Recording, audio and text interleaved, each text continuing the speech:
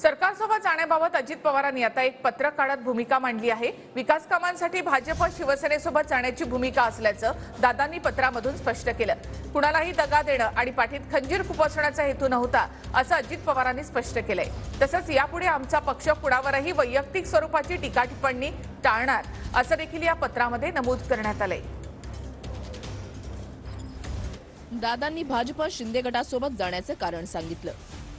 मला राजकारणामध्ये कुणी आणलं, कुणी मंत्रिपद दिलं याबाबत अनेकदा चर्चा झाली। मला राजकारणामध्ये अपघाताने संधी मिळाली। त्या काळी राज्यस्तरावर काम करण्याची युवकाची आवश्यकता होती। कुटुंबीय म्हणून मला ती संधी मिळाली। विचारधारा ध्येय धोरणांशी तडजोड न करता विकास कामांसाठी वेगळी भूमिका घेतली।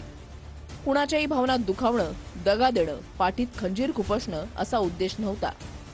या देशाचे पंतप्रधान नरेंद्र मोदी आणि गृहमंत्री अमित शहा यांच्या नेतृत्वाखाली जो विकास होतोय तो मला महत्त्वाचा वाटला। कणखर नेतृत्व आणि योग्य निर्णय प्रक्रिया हे त्यांचे गुण मला भावले।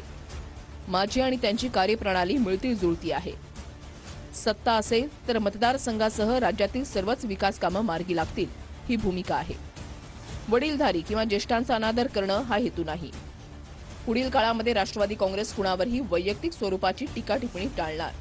विकासाच्या या वाटेवर सर्व नागरिकांनी माझ्यासोबत यावं, वडीलधारी मंडळींनी आशीर्वाद द्यावा ही विनंती।